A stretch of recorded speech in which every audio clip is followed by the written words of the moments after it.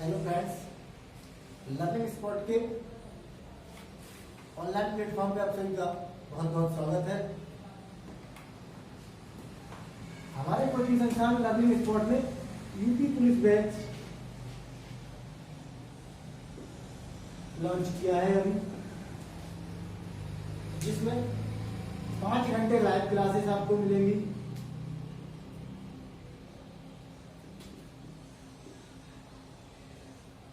इसके अलावा जीएस की क्लासेस जो होंगी वो लाइव के अलावा आपको क्या मिलेंगी, रिकॉर्डेड क्लासेस मिलेंगी। 2 से 3 घंटे आपको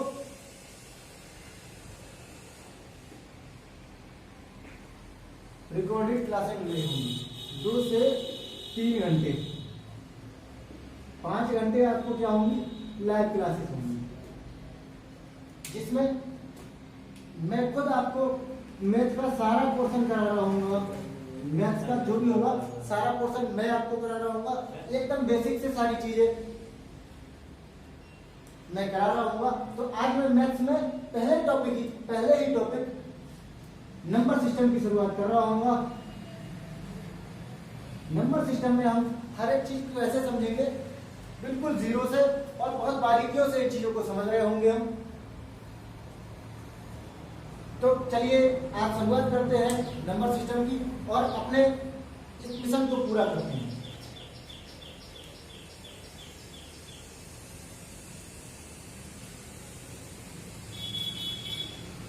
तो जैसा मैंने आपसे कहा, नंबर सिस्टम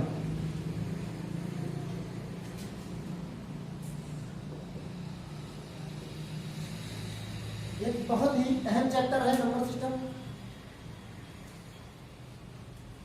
अर्थमेटिक में बहुत ही अहम रोल रहता है नंबर सिस्टम का। तो हम नंबर सिस्टम को बहुत अच्छे से समझेंगे। हिंदी में इसे बोलते हैं संख्या पद्धति। अर्थमेटिक तो पूरा ही संख्याओं का मैथ है, तो हम पहले संख्याओं को अच्छे से समझ रहे होंगे और उसके बाद हम नंबर सिस्टम को कंटिन्यू कर रहे होंगे। नंबर सिस्टम में जहां से प्रश्न बन रहे होते हैं वो हमारे 4 टॉपिक ये हैं, बहुत ही इंपॉर्टेंट टॉपिक है। पहला मान लें, पहला जो टॉपिक है हमारा वो है यूनिट डिजिट।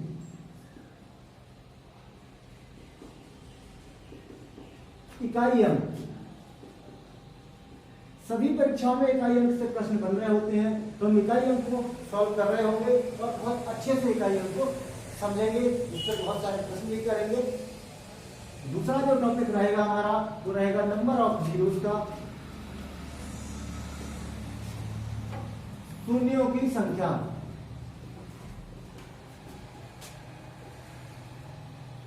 और तीसरा जो टॉपिक रहेगा हमारा वो होगा रिमाइंडर थ्योरम।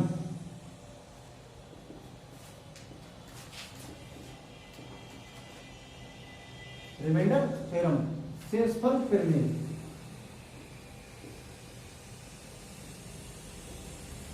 और जो चौथा टॉपिक रहेगा हमारा वो रहेगा विभाज्यता नियम, डिविजिबिलिटी रूल।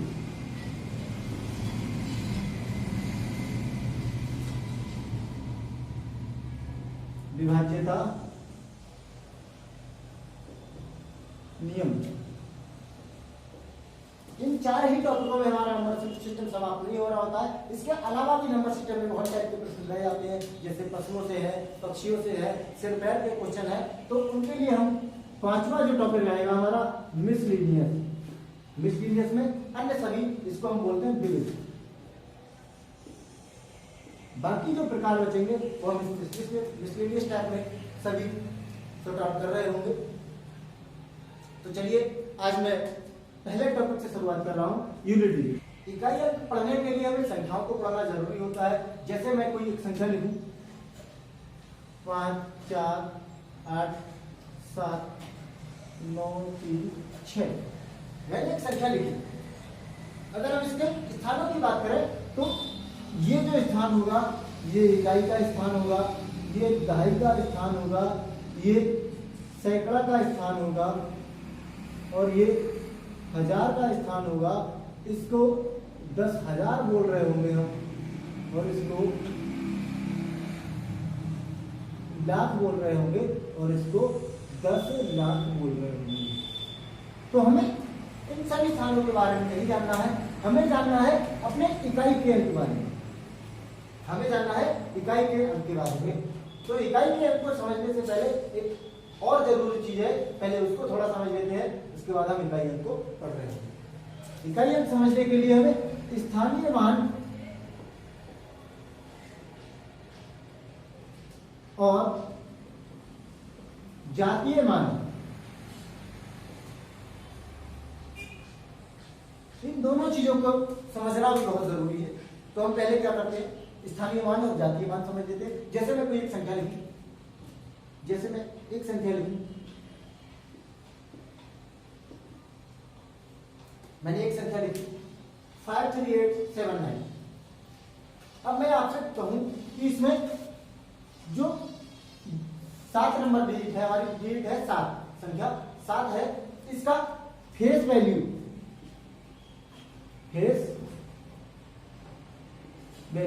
या जातीय मान, हिंदी में बोलते हैं इसको जातीय मान, और दूसरी जो वैल्यू होती है वो होती है हमारी प्लेस वैल्यू, इसको बोलते हैं स्थानीय मान। क्या होंगे? अगर बात स्थानीय मान की किया है तो यह हमें स्थानीय मान में यह देखना है कि ये किस स्थान पे रखा हुआ है, इसका स्थान क्या है। तो अगर स्थान की बात करें तो इकाई स्थान ये हो गया, दहाई स्थान ये हो गया, सैकड़े का स्थान ये हो गया, और 1000 का स्थान ये हो गया, 10,000 का स्थान ये हो गया। ऐसे ही तो गिन रहे होते हैं। तो 7 जो है, ये 7 ये किस नंबर पे आया? दहाई के स्थान पर आया। अब स्थानीय मान निकालना है इनको, स्थानीय मान को मैं पीबी लिख रहा हूँ, पीबी यानी कि प्लेस वैल्यू, और जातीय मान को मैं एफबी लिख रहा हूँ। जहां जहां मैं पीबी लिखूंगा इसका मतलब होगा प्लेस वैल्यू, जहां जहां मैं एफबी लिख रहा हूँ इसका मतलब होगा फेस वैल्यू। तो पीबी, अगर पीबी की बात करें 7 का पीबी, तो 7 और गुना कौन से स्थान पर आया है? दहाई के स्थान पर आया है। जब दहाई के स्थान पर आया है तो हम 10 से गुना कर देंगे भैया, तो क्या हो जाएगा? 70, 7 दहा 70। अगर फेस वैल्यू की बात करें तो फेस वैल्यू जो हो वही रहती है, फेस वैल्यू नो चेंज रहती, कभी नहीं बदलती। फेस वैल्यू नो चेंज, जैसी है वैसी ही रहेगी। तो मैं समझता हूं अब किसी को फेस वैल्यू और प्लेस वैल्यू में कोई दिक्कत नहीं होगी। अगर कोई दिक्कत है तो आप बिल्कुल कमेंट कर दीजिए, कमेंट सेक्शन में जाके कमेंट कीजिए, और हम उन सारी चीजों को, अपनी सारी समस्याओं को अपनी अगली वीडियो में सॉर्ट आउट कर रहे हैं। यहां से फेस वैल्यू और प्लेस वैल्यू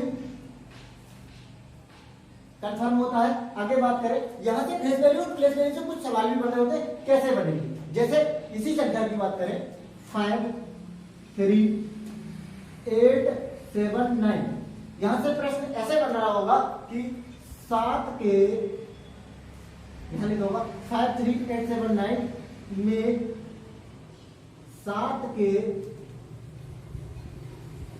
स्थानीय मान तथा जातीय मान का अंतर क्या होगा। हमसे पूछा गया होगा भैया, प्रश्न में पूछा होगा कि संख्या दी गई है में संख्या 5, 3, 8, 7, 9 में 7 के स्थानीय मान तथा जातीय मान का अंतर क्या होगा। वो अंतर भी पूछ सकता है हमसे, योग भी पूछ सकता है, गुणनफल भी पूछ सकता है, और भागफल भी पूछ सकता है। तो हम क्या कर रहे होंगे, हमसे इसमें पूछा है अंतर, तो पहले हम क्या करते हैं, इसका 7 का भैया फेस वैल्यू निकाल लें। फेस वैल्यू मैं अभी बता के आया हूं, फेस वैल्यू जो संख्या होती है वही रहता है, नो चेंज रहती है, जैसी डिजिट दी है वैसे ही हमने बता दी। प्लेस वैल्यू की बात करें, प्लेस वैल्यू की बात करें तो प्लेस वैल्यू 7 का क्या होगा? इकाई के स्थान पर 9 आया है और दहाई के स्थान पर आया है 7, तो फेस वैल्यू क्या हो जाएगा? 7 और गुना 10 यानी कि 70। फेस वैल्यू हमारा 70 आया है और वो प्लेस वैल्यू 70 आया है और फेस वैल्यू 7 आया है, दोनों का अंतर पूछा है हमसे। तो हम क्या कर लेंगे, प्लेस वैल्यू और माइनस फेस वैल्यू बराबर हमारा हो गया भैया 70 और माइनस 7। 70 में से जब 7 घटा रहे होंगे तो क्या बचेगा? 63। यही हमारा क्या हो जाएगा? आंसर। तो अब अपने मेन टॉपिक पे वापस आते हैं। हमारा जो टॉपिक था इकाई अंक। इकाई अंक समझने के लिए हमें फेस वैल्यू और प्लेस वैल्यू पढ़ना पड़ा और हमने फेस वैल्यू और प्लेस वैल्यू को कंप्लीट भी कर लिया। अब आते हैं इकाई अंक पे। भाई इकाई अंक से सवाल आपको ऐसे मिल रहे होंगे जैसे मैं एक क्वेश्चन लिखूं, एक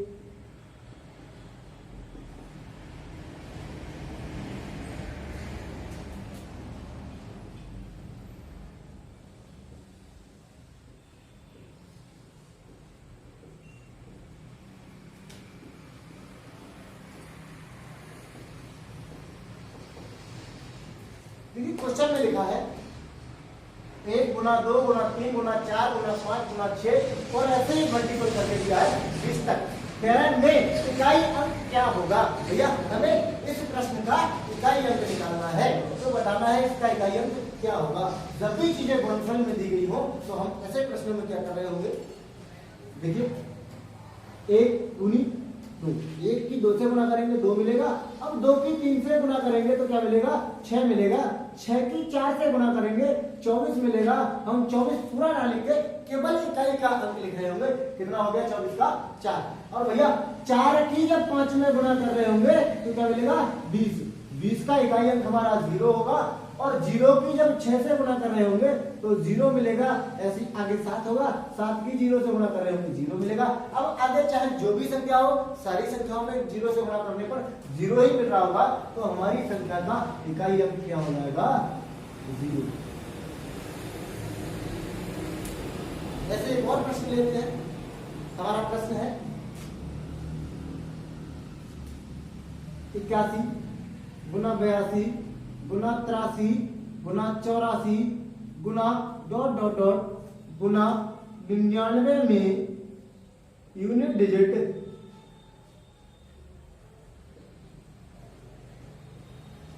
क्या होगी। यूनिट डिजिट क्या होगी, हमें इस प्रश्न में भी यूनिट डिजिट ही फाइंड करना है। तो क्या होगा, देखिए भाई इकाई अंक निकालना है तो हम केवल और केवल इकाई अंकों की गुणा कर रहे होंगे, बाकी सभी नहीं कर रहे होंगे। 1 की 2 में गुणा करेंगे 2 मिलेगा। 2 की 3 में गुणा करेंगे 6 मिलेगा। 6 की 4 में गुणा करेंगे 24। 24 का 4 मिलेगा। 4 की यहाँ पर 85 आएगा और 4 की गुणा 5 में कर रहे होंगे तो 20 यानी कि 0। और जैसे ही हमें 0 मिलता है बाकी की सारी टर्म 0, तो इस संख्या का भी हमारा इकाई अंक क्या हो जाएगा, 0 हो जाएगा। मैं समझ रहा हूं, बातें समझ में आ रही होंगी।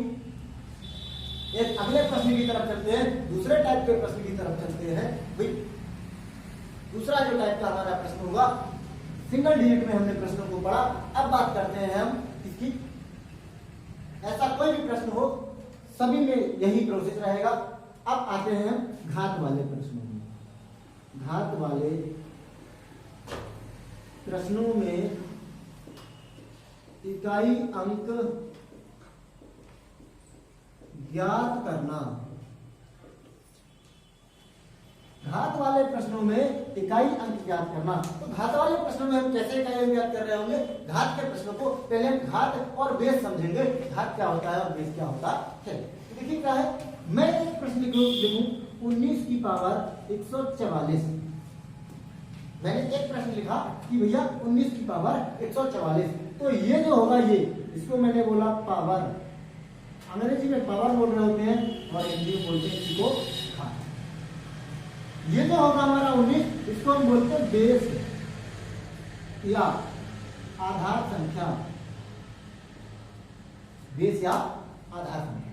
जब भी हमें क्वेश्चन इस फॉर्म में मिलेगा तो सबसे पहले हम देखेंगे आधार संख्या हमारा क्या है।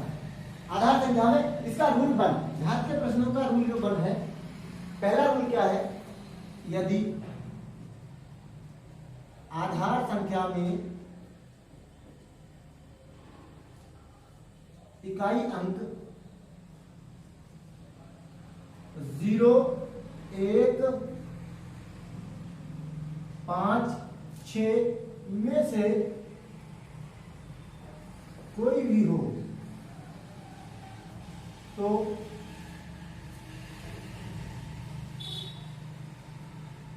संख्या का इकाई अंक नहीं बदलता। संख्या का इकाई अंक नहीं बदलता।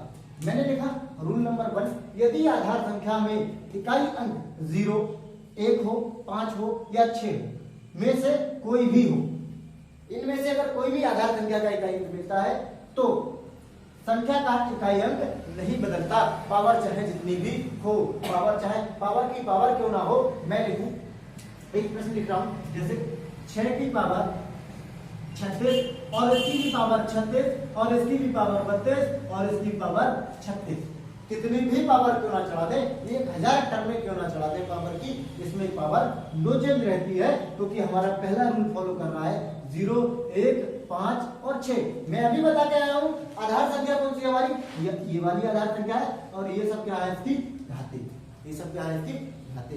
तो भैया आधार संख्या में देखो हमने पहले रूल को पढ़ा और पहला ही रूल में हमें मिल गया 6, तो जैसे ही हमें 6 मिल रहे होंगे, तो जब 6 मिल रहे होंगे घाते चाहे जो भी हो, वो कभी भी उसकी इकाई अंक नो चेंज रहेगा। तो इस संख्या का इकाई अंक क्या हो जाएगा, इकाई अंक हमारा क्या हो जाएगा 6 आंसर होगा हमारा, इकाई अंक क्या होगा हमारा 6। इस सवाल का आंसर हमारा क्या होगा 6। आगे और चलते हैं, दूसरे टाइप के कुछ और सवालों को हल करें। अभी मैंने एक प्रश्न लिखा था 19 की पावर 144, 19 की पावर 144, इसमें इकाई अंक ज्ञात करना है। Find the unit digit, find the unit digit. भाई इसकी यूनिट डिजिट हमें फाइंड करना है।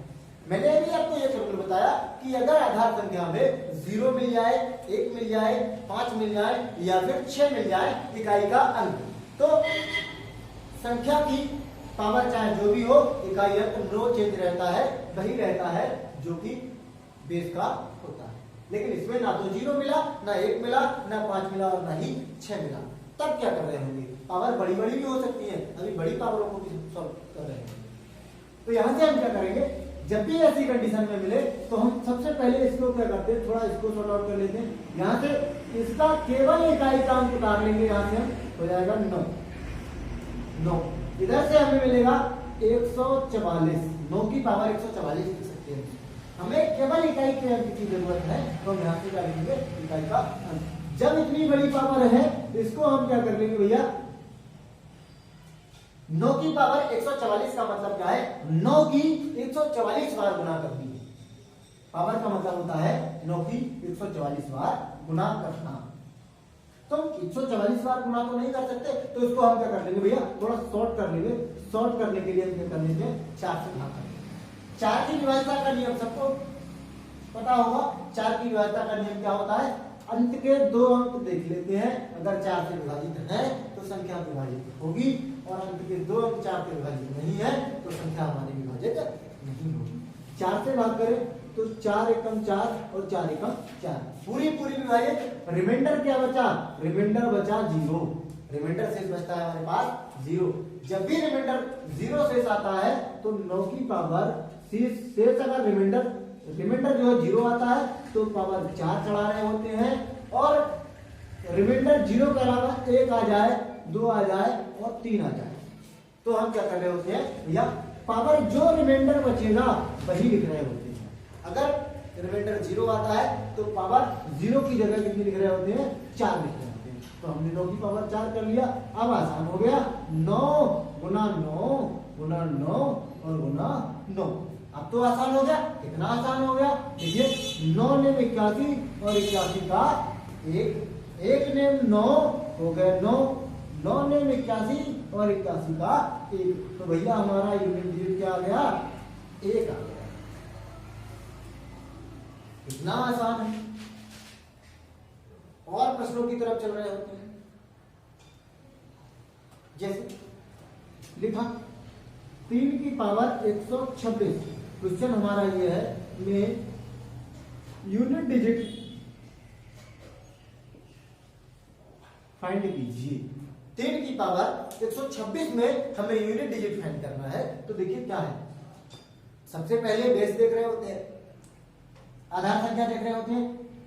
आधार संख्या में 0 1 5 6 में से कोई भी संख्या नहीं है, तो इसका मतलब हमें इसको सॉर्ट आउट करना पड़ेगा। भैया सॉर्ट आउट करने के लिए मैंने क्या बताया, 4 से भाग करें पावर को, 4 से भाग करेंगे, 4 छिक्के 24, 4 छिक्के 24, 6 बार पूरे गए, कितने शेष बचे, 24 कट गए तो रिमाइंडर बचा हमारे पास 2, रिमाइंडर 2 बचा। और मैंने बताया अगर रिमाइंडर 0 बचता है तब पावर 4 लिखते हैं, बाकी कंडीशन में जो रिमाइंडर बचेगा वही पावर लिख रहे होते हैं। तो 3 की पावर कितना हो गया, 2। अब 3 की पावर 2 को सरल करना कितना आसान है, बहुत आसान है। तो यहां से क्या कर लेंगे, 3 और गुना 3, पावर 2 का मतलब है 2 बार गुना करनी है। भैया 3 की 3 में गुना करेंगे क्या मिल जाएगा, 9। तो हमारा यहां से क्या हो जाएगा, आंसर